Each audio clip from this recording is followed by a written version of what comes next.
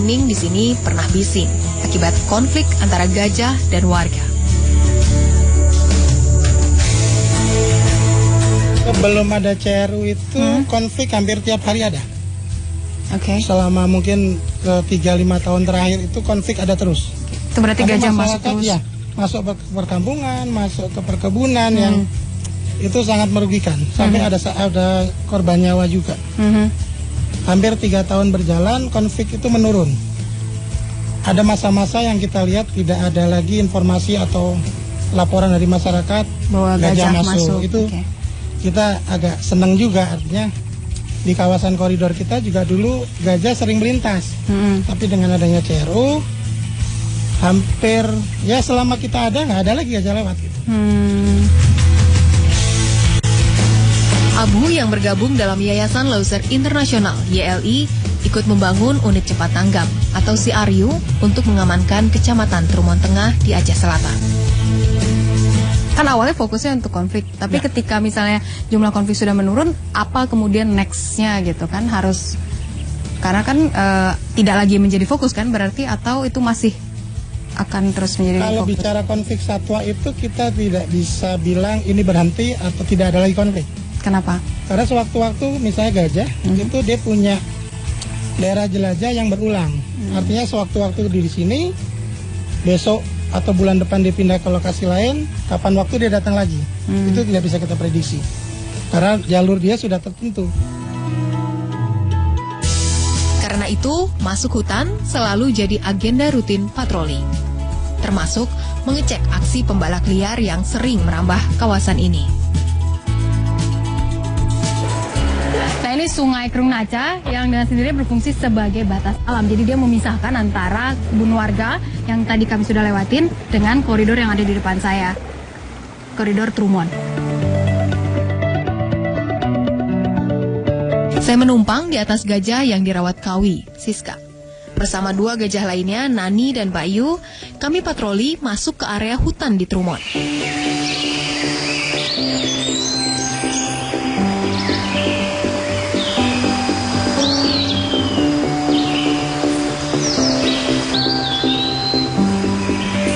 Saya cukup terkesan dengan kerapatan tanaman di area ini.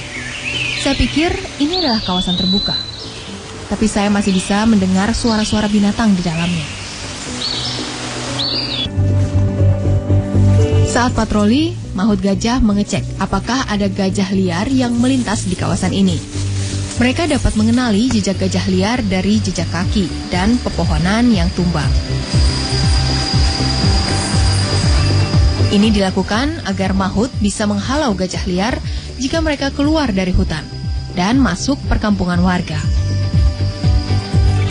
Para Mahut juga mengecek ancaman terhadap kondisi hutan, seperti sesuatu yang mereka temukan ini.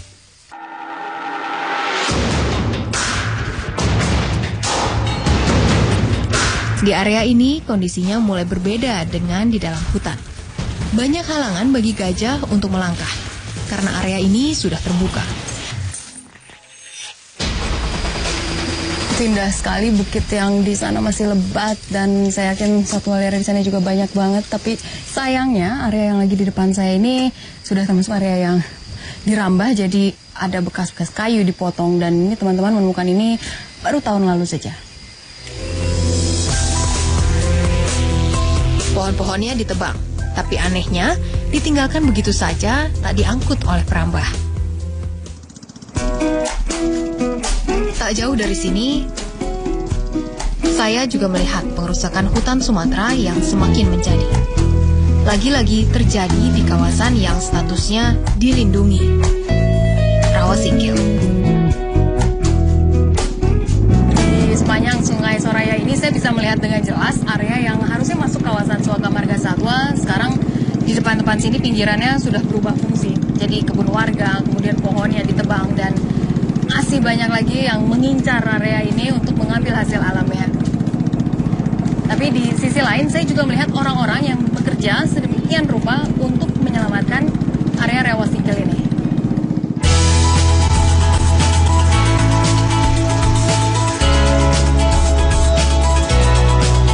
Nizar, Koordinator Tata Batas Kawasan dari Yayasan Loser Internasional, geram lantaran kawasan Suaka Marga Satwa Rawasingkil yang sedang ia urus kerap disambangi penebang liar.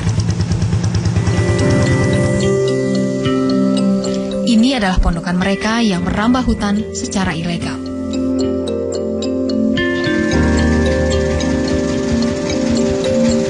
Saat kami berada di pondok, tak ada satupun manusia terlihat. Tapi banyak tanda bahwa pondok ini masih dihuni.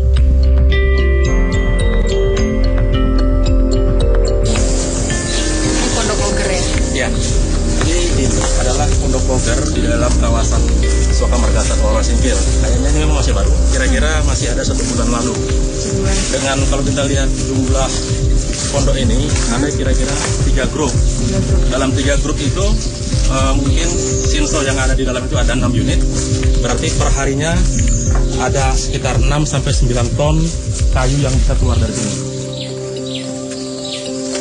Lewat jalur titian kayu inilah, kayu-kayu diangkut keluar dari Rawasingkil. Semua pemain kayu ini tahu kawasan. Oke, Ini adalah faktor kesengajaan dan faktor bisnis sebenarnya. Kawasan ini kaya akan beragam jenis kayu, di antaranya kayu rengas, yang populer sebagai bahan bangunan. Masalahnya, kawasan seluas hampir 100.000 hektar ini tak punya batas pelindung. Akibatnya, Rawasingkil mudah disusupi penebang liar.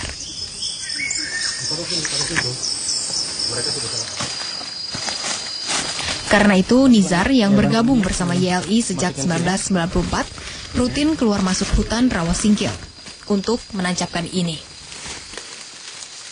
Paling berat ya seperti kita ini rawa ya. Ini medan pemasangan tuh betul-betul berat ya karena memang dari semua jenis pemasangan tapal batas paling berat itu di rawa karena Rawasingkil itu antara dalam rawanya itu antara 0,5 sampai 3 meter. Ini adalah pembatas hutan yang ke-120 yang tertancap di Rawasingkil. Total secara keseluruhan proyek tapal batas ini sampai ke Tembugelang nanti ada sepanjang 233 km. Artinya akan ada terpasang sebanyak 2.330 pal batas akan terpasang sepanjang trek batas luar kawasan. Jadi saya pikir kalau sudah terpasang 2.330 bisa dikatakan tidak akan ada lagi masyarakat menyatakan kami tidak tahu batas di mana. Karena memang setiap panjang 100 meter ada pal batas, ada pal batas, ada pal batas, dan ada papan peringatan, dan ada papan sosialisasi.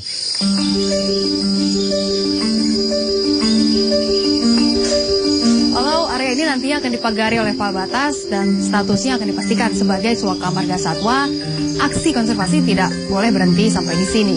Karena langkah penting selanjutnya adalah mengolah potensi yang ada di kawasan ini menjadi lebih berguna bagi alam dan manusia, terutama bagi mereka yang menggantungkan hidupnya pada hutan Rawasingkil.